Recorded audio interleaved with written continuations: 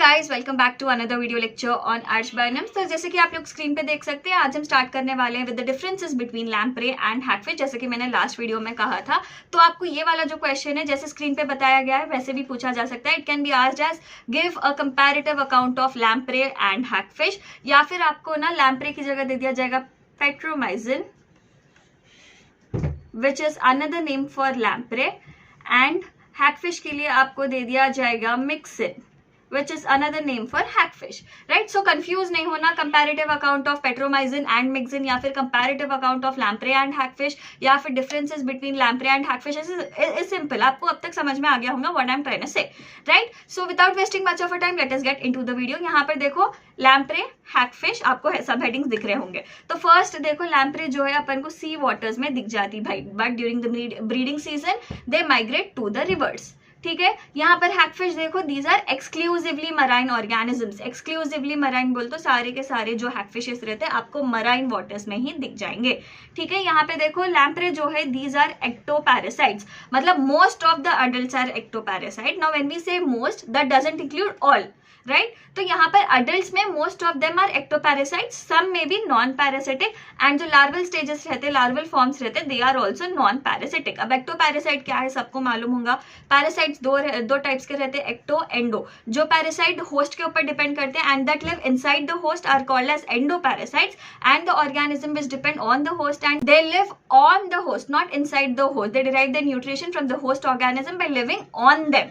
Such organisms are called as ectoparasites. ठीक है, तो ये जो लैम्प्रे है most of them are ectoparasites. Now these are usually scavengers. अब बॉडी इनका देखो, बॉडी के बारे में बात करेंगे। लैम्प्रे का आपको स्टाउट एंड सिलेंड्रिकल बॉडी देखने को मिल जाएगा, वेराज हैगफिश का फीबल रहेगा, स्लेंडर रहेगा, ईल लाइक बॉडी रहेगा। Slender, feeble and eel like body, right? यहाँ पे देखो next we are going to talk about the fins. Dorsal fin is divided into two by a notch. तो ये जो ऑर्गेनिज्म है लैम्प्रे, उसका डॉर्सल फिन अगर आप ऑब्जर्व करें तो ये दो में डिवाइडेड रहता by a notch.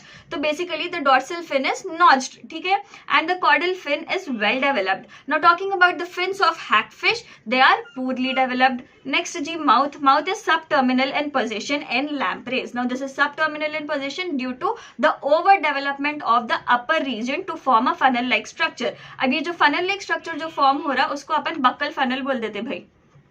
It is called as buccal funnel।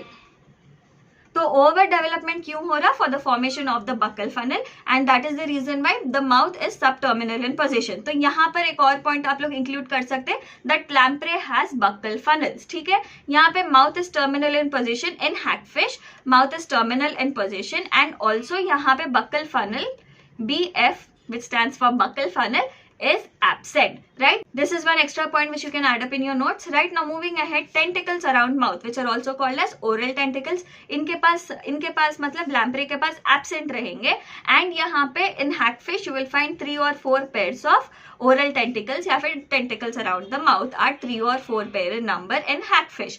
Next, talking about the tongue, tongue is less developed in lamprey and it has large teeth, whereas in hagfish the tongue is strongly developed with small teeth। Simple, easy, ये differences है इनके बीच में। salivary glands इनके पास paired रहेंगे, salivary glands hagfish के पास absent रहते हैं।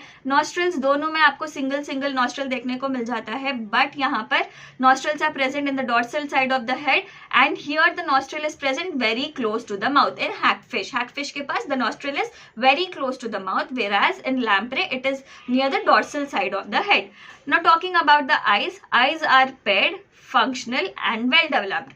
paired eyes दिख जाते हैं which are functional and well developed। यहाँ पर in hagfish eyes are paired but they are rudimentary eyes देखने को मिल जाते हैं, and they are sunk beneath the skin। ठीक है, gill pouches are 7 pairs and open into the respiratory tube। Usually gill pouches will open in the gut directly, but यहाँ पर in lamprey gill pouches are 7 pair in number and they will open in the respiratory tube, whereas यहाँ पर hagfish में, mixin में you will find 6 to 15 pairs of gill pouches and they will open directly into the gut। So unlike lamprey, here the gill pouches are directly opening into the gut। Now next, talking about the external gill slits, lamprey में आपको 7 pairs of external gill slits दिख जाएंगे, but larval form will have one extra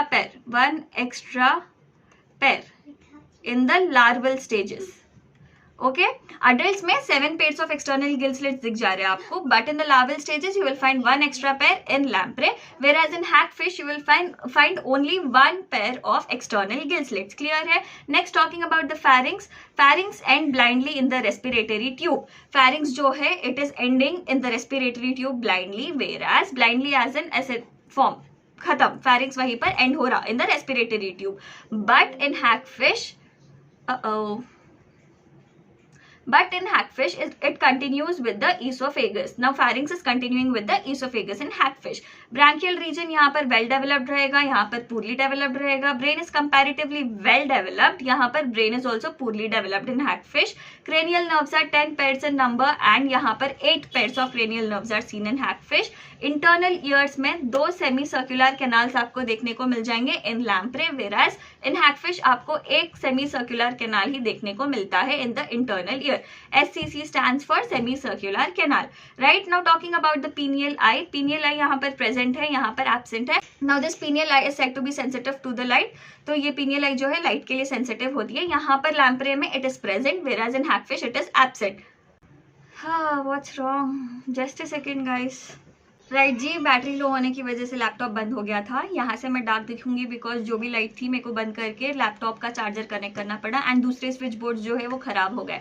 सो या guys let's continue with the video. कहाँ पर थे हम? Pineal eyes यहाँ पर प्रेजेंट रहते लैम्प्रे में and it is absent in hagfish. Kidney is mesonephros and यहाँ पर भी मीसोनेफ्रॉस किडनी देखने को मिल जाता है. Now during the developmental stages different 3 types of kidneys देखने को मिल जाते. प्रिमिटिव सबसे बेसिक टाइप में आपको प्रोनेफ्रॉस देखने को मिल जाता है, सेकंड मीसोनेफ्रॉस, थर्ड मेटानेफ्रॉस.